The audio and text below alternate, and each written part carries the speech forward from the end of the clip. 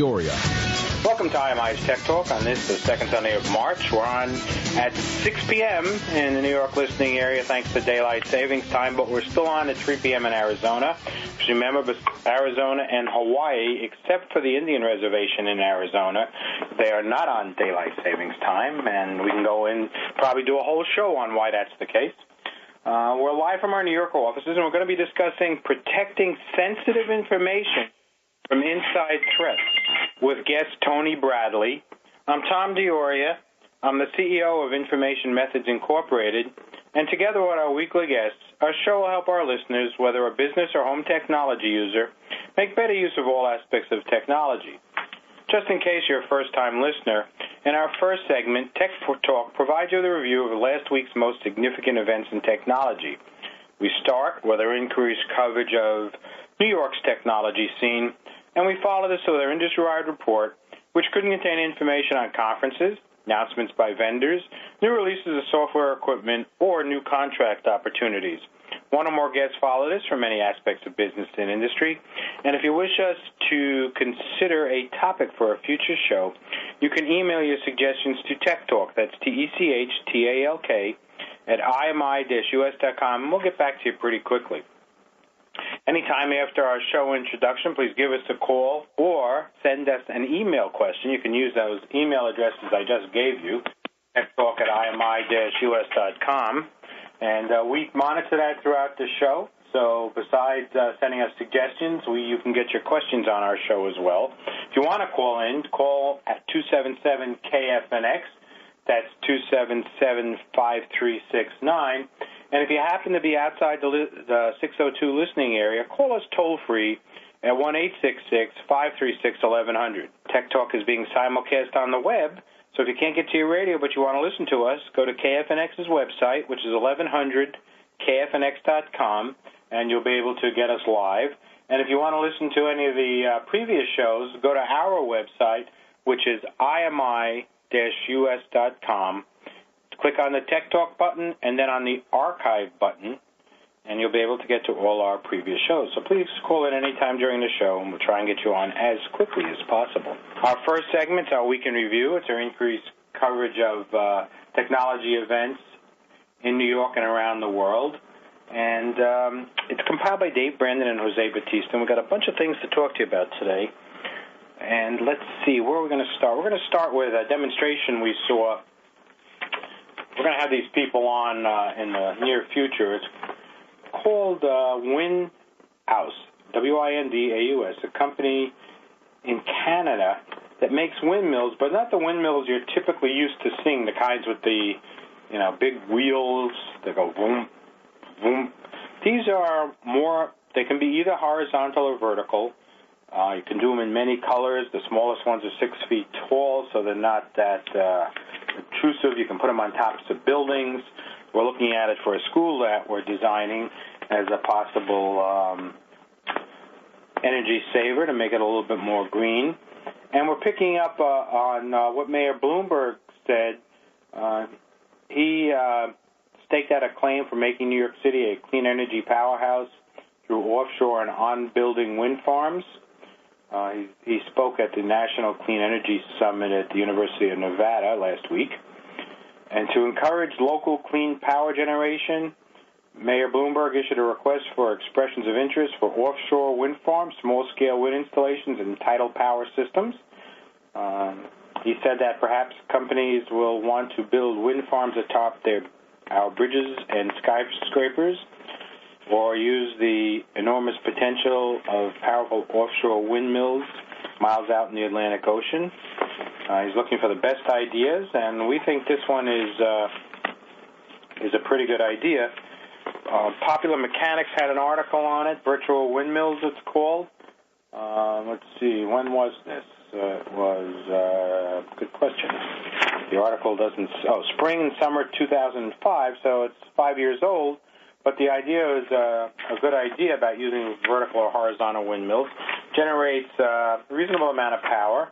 Could even be possibly used for home use, depending on what your house looks like.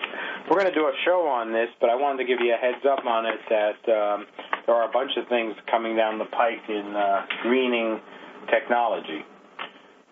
Okay, we also want to tell you something that we got from the Bottom Line Personal. Beware of e-cards. Creators of computer viruses and other malicious programs use electronic greeting cards, e-cards, to infect recipients' computers. So the danger is reading an infected e-card may install malicious software on your computer. Never open a card unless it's from somebody that you know. Malicious e-cards usually are marked as coming from an unnamed person, such as a friend or secret admirer. Don't open any e-card from a stranger, one that contains a spelling or grammatical mistake in the subject line. They use that so that they don't get caught.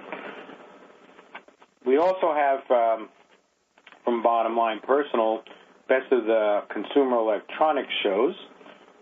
Cell power, never forget your cell phone again. The ZOMM, Z-O-M-M, is a small device that attaches to your keyring and warns you when you leave your cell phone behind. It works with any Bluetooth-enabled cell phone. Zoom doubles as an emergency alarm that sounds 911 or another number of your choosing at the push of a button. It costs about $80, $90. So you can go to Zoom.com. You can get a smarter phone. Google's Nexus One phone is a tempting alternative to the Apple iPhone. Combines the cell phone capabilities with mobile internet access, GPS tracking, and the ability to run software programs. Unlike the iPhone, the Nexus One can run more than one program at a time, has 5-megapixel digital camera that's superior than the iPhone camera, and has bright, colorful screens. So you may want to check them out. It's a 2-year contract available from T-Mobile. Prices vary, so you should check with them. And supercharged TVs dive into your television picture. TVs capable of displaying 3D images were among the big hits, as we mentioned when we did our review of CES. So you could go to Sony OLED is one of them. You have to wear glasses when you get these TVs. So, and I think that's it, because we covered most of these when we did our show.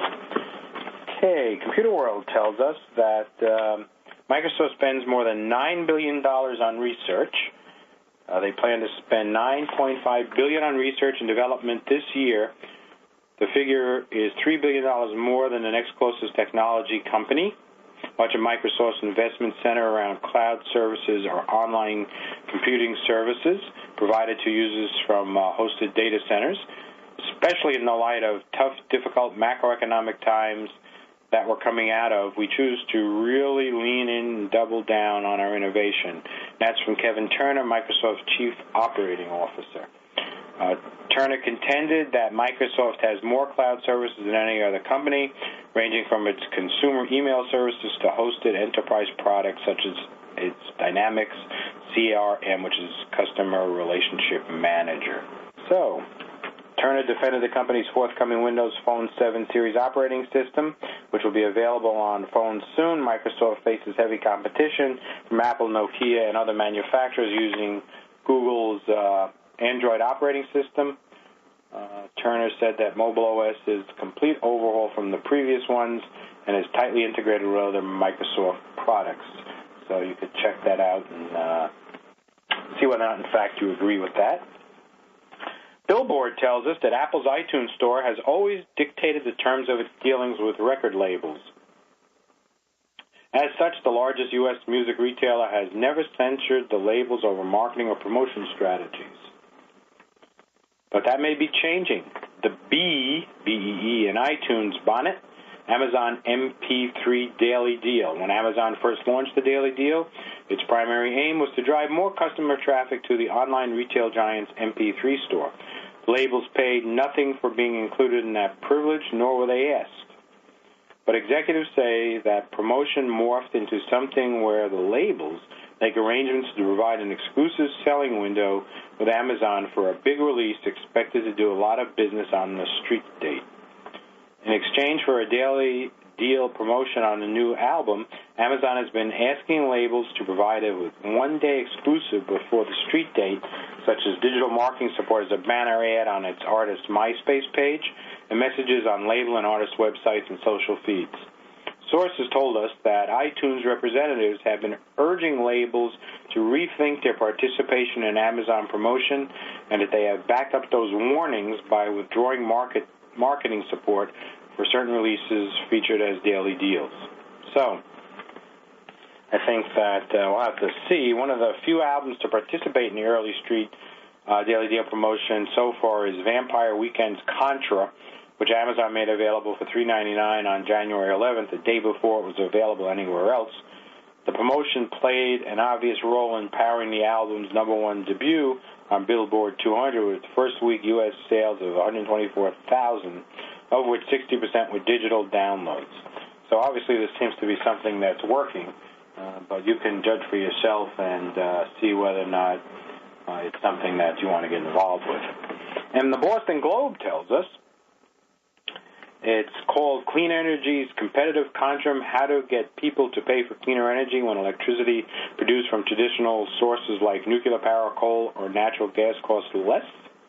Several industry specialists plan to address that question at Going Green East, a clean technology conference designed to bring together executives from green technology companies and other players. And we're going to cover that conference in Boston and report on it in a week or two. It's Tom DiOrio. We're live on IMI-TechTalk on KFNX AM 1100. We're going to take a break. We're going to get to our guests. We'll be right back after these messages, so please stay tuned.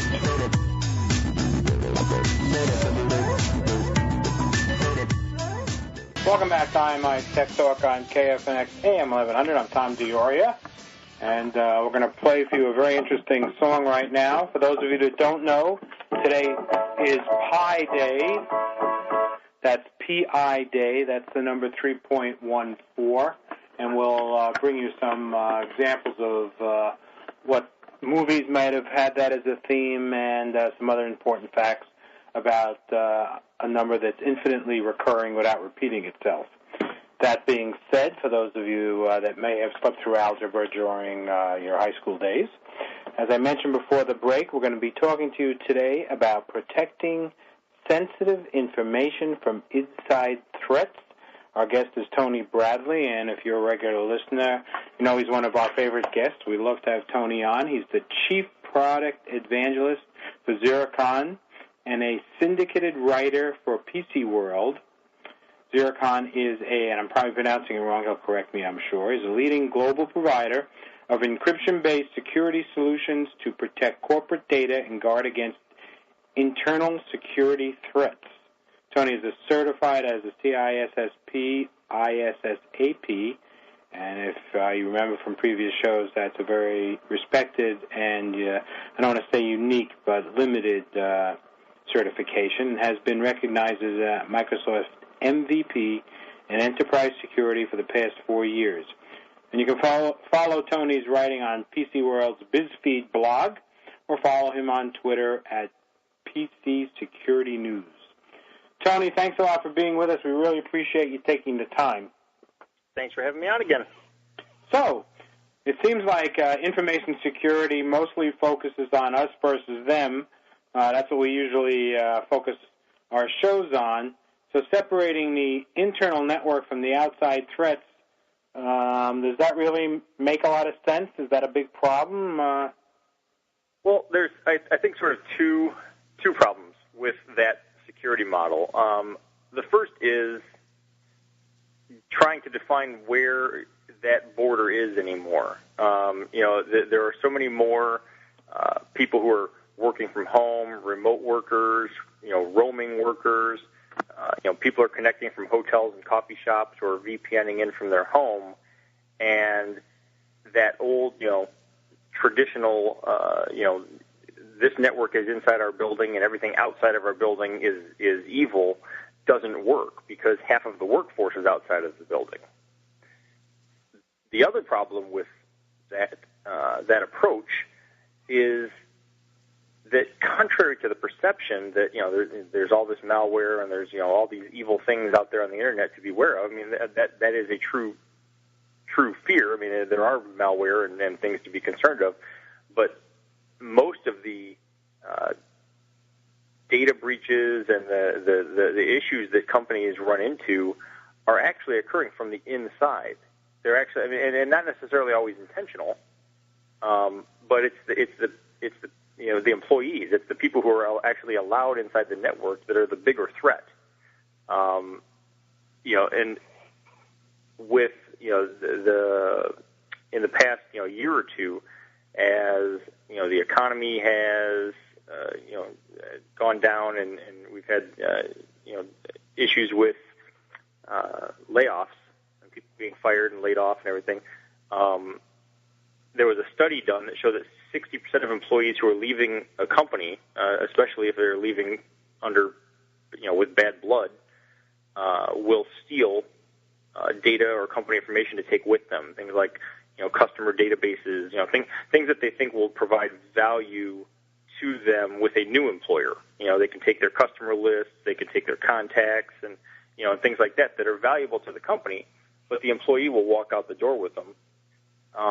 And a more recent study found that 10%, actually it was a little bit more than 10% of employees that were surveyed admitted knowingly violating internal IT security policies in order to get the job done. So there were things that they knew they shouldn't do, but they felt that the need to meet a deadline or the need to just get things done and just do it superseded the need to follow the security policies. So that sounds like there's a number of different types of threats that security administrators or managers need to keep an eye out for. It's not only the malicious, but it's people trying to expedite their work, or even people that may take a internal phone list or some internal work home that's not supposed to leave the site so they can get the stuff done at home. Sounds like it's a pretty broad potential problem. Have you seen this in what you're doing increasing significantly in recent years? In terms of the intentional or the unintentional, or just in general? Just in general. I mean, we can focus on each one separately, but I was just wondering if you've seen an increase just generally. Well, generally, yes, and again, there's multiple factors there, but so just in the past few years, you have more people and more companies going from what used to be purely a desktop, sort of desktop server model to issuing laptops. And, people who used to have desktops have laptops now, even if they're not traveling salespeople, because that enables them to take their work home with them. And the company has a vested interest in allowing that and saying, hey, if you can't get your work done during the normal business hours, feel free, take it home with you. And those laptops, contain corporate information, and then you have, sort of the explosion of portable storage that's occurred as well. USB thumb drives and small portable, external USB drives, and whatever else, SD memory cards, even MP3 players, and smartphones, are all methods that people can use to copy and transport data, where it ends up leaving the network and leaving whatever security controls and whatever protections are in place. So this sounds like a insurmountable problem. If I was an IT administrator for a firm or a government entity, all the things you mentioned seem logical extensions of the workplace, especially for those companies where people work at home more than they work in the office. What can an IT administrator do? I mean, how does he protect themselves? Let's talk about the incidental stuff before we talk about the malicious stuff. So I take a thumb drive home and I leave it on the train, or I leave my laptop open and it's connected directly to my corporate databases, and somebody snoops around. What are people doing these days to protect that type of inadvertent access? Well, okay, so we're covering a few different things there. So let me take just one step back first and talk about that. Protecting. One of the things that IT administrators and companies have gotten pretty comfortable with and have a pretty good handle on is restricting access to the data based on who should be authorized.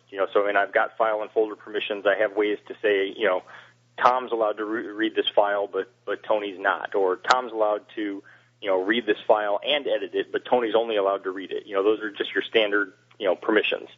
Right. So guarding against unauthorized access is something that everyone's pretty good at. The part that is kind of a growing concern, or it's always been a concern, but it's becoming, with increased awareness, is what happens to the data that I've given you authorized access to. That's where I lose control of it as an IT admin in most cases. So if I say that Tom has the ability to, read this data, well, that also means Tom has the ability to read this data and copy it to a USB thumb drive, or Tom has the ability to read this data and print it off on the printer. And that's where, as an IT administrator, I've now lost my oversight and I've lost my control of that data because I authorized you to access it, but now I don't know what you're doing with it. Right. So, that sounds like a unnecessary permission, but something that potentially could get out of control. We've only got a minute before the break, and I wanted to ask you whether or not is this something that your company could help an IT administrator focus on? Well, absolutely. There are a couple products that we have that help with this. In particular, Zlock is our product that provides a more granular control of the USB ports and the ability to print and things like that. So instead of looking at it as a purely black and white, either you're allowed to use them or I'm going to shut them all off, which a lot of organizations look at it that way. They just try to block all USB ports or and just block everyone's ability to use them. That's not practical. There's a valid use for those ports. Okay, so let's hold on that thought. We're going to take a break. This is Tom Dioria with Tony Bradley talking about protecting sensitive information from... Welcome back to IMI's Tech Talk on KFNX AM 1100. It's Pi Day 314, and wishing all our Irish listeners a happy St. Paddy's Day next Wednesday. We're talking to Tony Bradley about protecting sensitive information from inside threats. And before the break, Tony was talking to us about one of his products that will give the IT administrator a little bit more port control, and I had to cut him off because we took the break. Tony, maybe you can pick up where we cut you off. All right. Well, you're right. So I was saying that, IT administrators have recognized for a while now that, the USB port and USB thumb drives represent a threat in terms of, data leakage and data protection because, if users just bring in a thumb drive, they can take, 16, 32 gigabytes of data, even 64 gigabytes of data out in their pocket, and the IT administrator may never know. So, sort of the knee-jerk reaction to that is to try to just disable the ports. But there are valid uses, for USB thumb drives and for ports like that, and so that approach is a little too extreme towards one end. So, Zecurion has Zlock, which lets the IT administrator restrict which devices will work in that port rather than just disabling the port.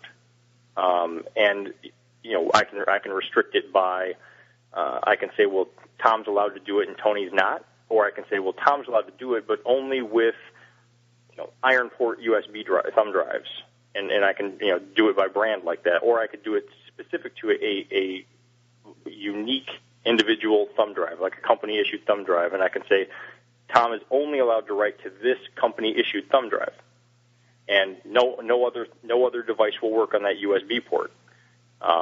So that level of control lets you still get the business value, still get the convenience and the productivity out of the USB port without having to lock the whole thing down, or let just anybody do whatever they want with it.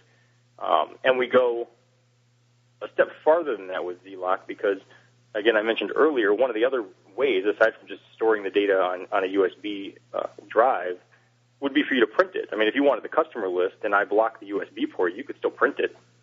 And Z-Lock actually controls the ability to print restricted data as well.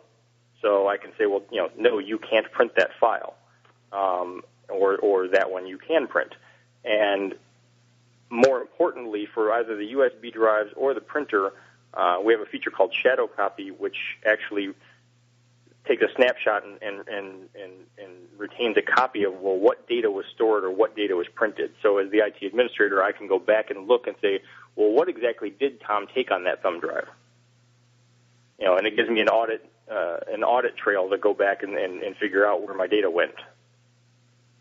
Now, Tony, are these products mostly for large enterprises, or do you have a pricing scheme that will work for small businesses as well as large companies or government?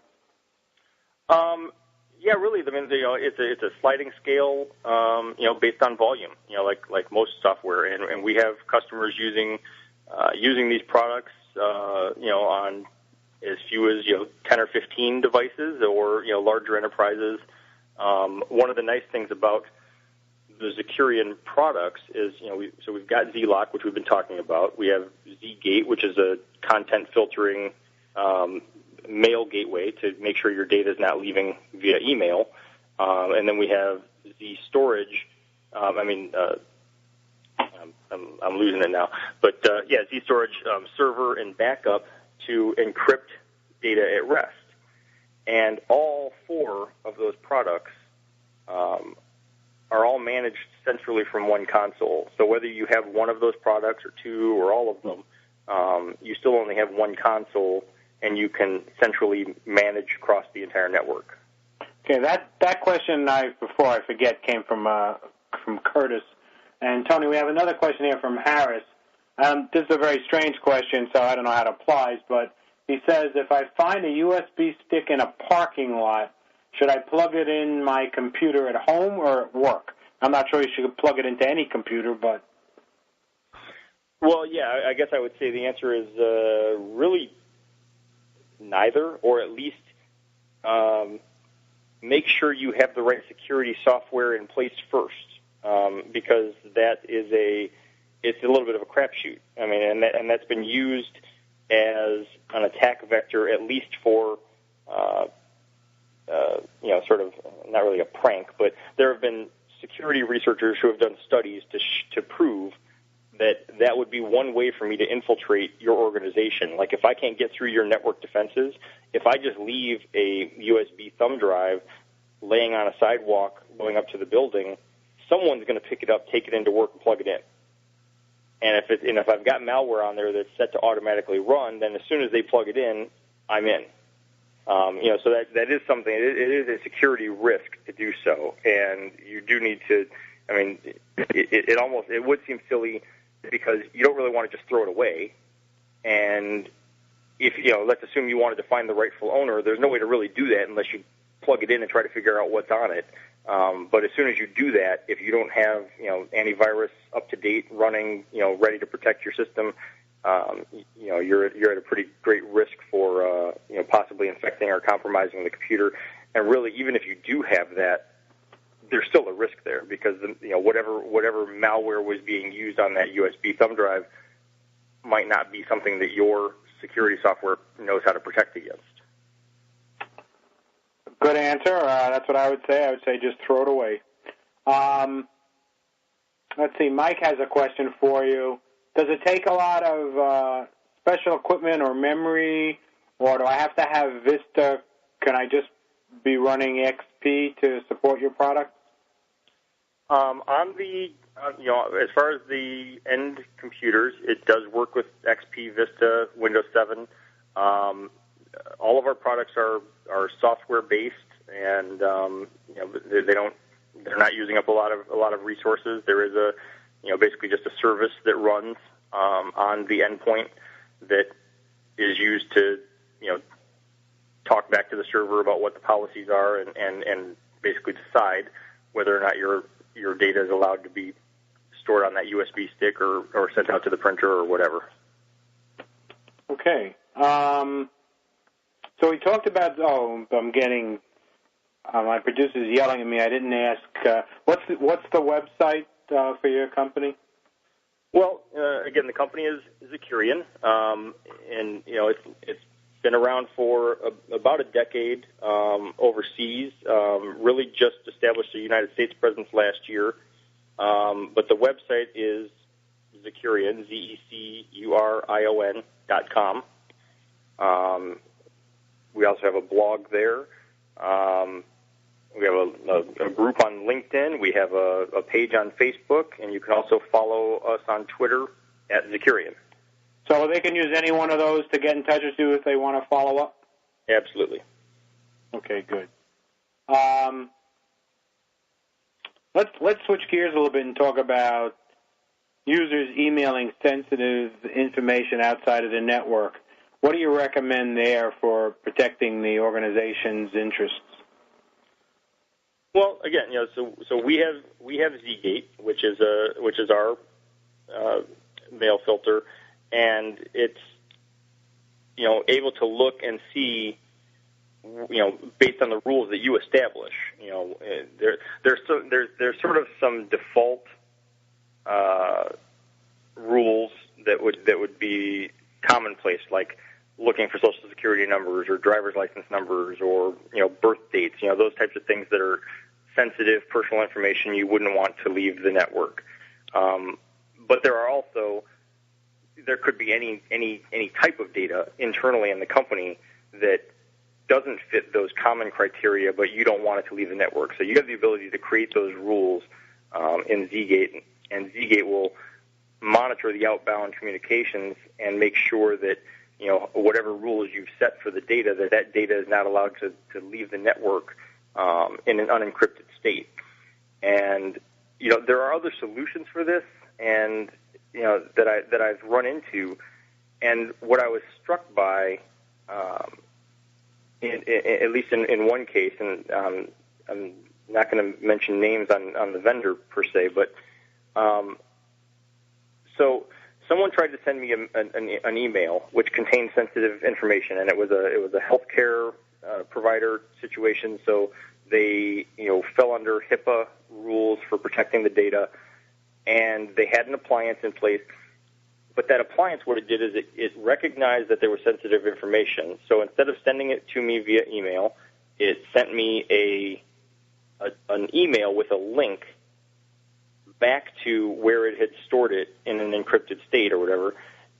But the email also gave me the password. So now I've got a link and a password to get to the information anyway. So anybody could have received that email, if it was misdirected or intercepted. And so the net result is, was the data really any safer than if they just sent it to me to begin with? I don't think so. So that's again, we look at situations like that and say, well, that's not the kind of protection that we would want if we were the IT admin, and so we try to be a step better than that and provide ways for you to make sure that your data only. Your confidential data, your sensitive data, the data that you set rules on, either doesn't leave the network or it's going to be protected if it does leave the network. Now, what do you recommend? I mean, these products have encryption keys, as you've mentioned. How secure technology is that? Is that something that you store, or does the client store that? Well, I don't think we're going to have enough time for me to go into the whole encryption key arrangement. We do have especially since we're going to take a break. All right. This is Tom Diorio. We're with Tony Bradley, protecting sensitive information from inside threats. We'll be right back after these messages. Welcome back to IMI-TechTalk on KSNX AM 1100.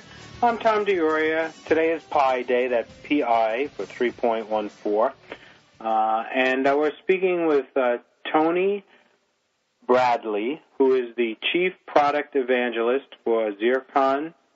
And we're talking to you today about protecting sensitive information from inside threats. And I had asked Tony about encryption keys, and we didn't have a week and a half for him to give us an education on that. So maybe you could give us encryption keys for dummies. Well, just in a quick nutshell, we have an encryption key management server as a part of the storage products, and that EKMS server, basically when a user or a client needs to access data, it's going to retrieve those keys, from EKMS to be able to do that. And again, behind the scenes, there's the whole, which users or which systems are authorized to do that, and whether or not they can get the keys and things like that. So, it is one of the biggest challenges that I've seen when it comes to when you want to encrypt email or encrypt USB thumb drive data, things like that, because then you want to share that information, and a lot of times you want to share it outside of your company. You want to share it with a partner, you want to share it with a customer, and you need to have some sort of means of providing access to that data without giving your customer or your partner your internal keys to the company data. So it is a challenge. It's one that again, I think that we've solved and we have good solutions for. But in terms of providing the encryption 101 answer, that's about the best I can do live on the air. But if anyone has any questions or would like to learn more, they can feel free to contact us. Great. Tony, let's talk about, maybe you could just do a quick rundown and then people can go to your website. But what are the other products that we haven't talked about? There's one called storage and another one called backup. Maybe you could just give us a quick review about what those are. Okay. Well, it's the zServer suite, and it's actually there's two products. It's zServer Backup and zServer Storage. Both of them have basically the same goal, which is encrypting data at rest. So whether you're storing it, on a hard drive on a server or on a storage area network or network access storage, whatever, or you're actually doing backup tapes or backup DVDs, backup CDs, whatever, wherever that data is sitting, we're encrypting it to protect it. And one of the reasons that this is important is all these data breaches you hear about in the news where, I don't know, whatever, someone breaks in and steals the credit card numbers or the employee database or whatever from this company or that company, or someone loses a laptop. In those situations, oftentimes, there were security measures in place, or actually, I think in almost all cases, there were some security measures in place to keep people from getting into that server. But basically, once they got into the server, there was nothing left to protect the data. Once they got into the server, that meant the data was compromised as well. And with a product like zServer in place, just because someone's able to get into the server, or just because someone's able to, get the backup media, doesn't mean that the data is compromised. They still can't get into the data. No, so that's pretty interesting then. That it gives you that level of protection. One would think that people probably aren't aware of how exposed they are. No, and I mean it is a cumbersome thing to try to get a hold of. I mean, there's a lot of data. Companies deal with a lot of data, whether it's internal employee data, customer data, internal sensitive information regarding financials or whatever.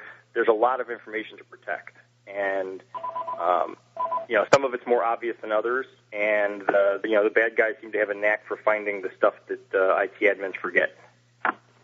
Now, Tony, we've got a question here from another Tony, wondering whether or not the inherent features in some of the Windows products give them enough protection similar to what you're doing. Now, personally, from having dealt with them, I don't think so, but maybe you can just address the level of what you're doing versus what Windows is attempting to do. Absolutely. Actually, one of the things that, as a Microsoft MVP in enterprise security, one of the things that I've been passionate about is the fact that Microsoft does have really good, granular control with the Windows rights management, and the Windows rights management gives someone the ability to, for instance, give you access to the information, but say, you can read this file, but you can't print it, or you can read this file, but you can't forward it in an email. And so those controls are there, and that is a good, that does offer a good measure of protection that most people aren't aware of. I think there's a lot of organizations that have those things built into Windows Server and built into their Windows, endpoints, and don't even realize it and aren't using it. With ZLock, though, ZLock is going a step beyond that, because even that is still a little bit wide open. So I can say that let's say I say that you are allowed to forward this data or whatever. You could still put it on a USB stick, and I might not know about it or whatever. And with ZLock, I'm able to say, no, you can only use this company-issued, USB thumb drive that I know has built-in encryption. And that way it gives me a little bit better control over the data. But no, Windows Rights Management is a great tool. It just doesn't go as far as ours. Okay, I appreciate that, and that also comes from your MVP background, which I think brings a lot to the table here. Do you find that in your experience with Zecurion that people do have some misconceptions about the level of protection and feel that they're adequately doing what's necessary in their organizations? I guess the question I'm asking you is does it take a lot of education on your part to bring people up to speed on what their vulnerabilities may or may not be? Yes and no. I think that I don't think it takes a lot of effort on our part, because I think it's really easy to demonstrate to somebody how vulnerable they are, or what data is accessible that they didn't know was accessible. So I think making that point to a potential customer, I think, is the easy part. The hard part, I think, is organizations are, they're hit with all these different compliance, mandates. And so some of them might fall under PCI and HIPAA and SOX or whatever, and there's a lot of different things to try to do there. And the mistake, in my opinion, is in feeling that compliance equals security. And, so they take the approach that, well, the data, the credit card industry told me that this is what I have to do to be PCI compliant. So they check off all the lists on the box. They pass the PCI audit, and they think, all right, well, if I pass the PCI audit, I must be secure. And that's simply not true. The compliance mandates are generally, minimum baseline requirements, first of all. And second of all, things change. So you can't just because you were secure today doesn't mean you're secure tomorrow, and it takes a little more effort than that. So it's a matter of getting the executive suite to agree to invest money in something that's a proactive security measure, which will benefit the organization, in the short run and in the long run. But because there isn't a legal mandate, a legal requirement in some cases for them to do it, it's hard to get the budget dollars freed up. Sorry. So do you believe then until they get hit, they're not going to free up those dollars? In some cases, yes. I think that a lot of organizations operate on that sort of Russian roulette sort of approach of we're gonna just run unprotected. We'll see what happens. Now, as soon as like a competitor or someone else in the industry gets hit, I think that opens the eyes of other companies. So for instance, if Ford was to get struck by some attack or whatever, it would be a lot easier to go in and sell General Motors and Chrysler on why they need to protect themselves, because they'd be able to see firsthand what what has occurred, and so it makes it more personal. Only if Ford lets you know that happened. Right, which is also a huge problem. Remember all those things that the banks had, and they never let anybody know. Right. We have, I guess, time for one more question here from Dave. Would like a little explanation. I know this is not directly to your products, but you said you had a blog. He would like to know what a blog is and what he can find in a blog. Wow, what a blog is. A blog is just a way for us to share information about breaking news from us or breaking news in the industry about data breaches and security. So if you just go to Zecurion.com, and again that's Zecurion.com, there's a link at the top right. Go to the blog and you can read the stuff that we post out there. Tony Bradley, thanks a lot for being with us. We really appreciate it. Thank you. Thanks again for listening, and don't forget to tune into Tech Talk next week at 6 p.m. in New York on KFNX AM 1100. Have a great week. Happy St. Patrick's Day, and thanks again for listening.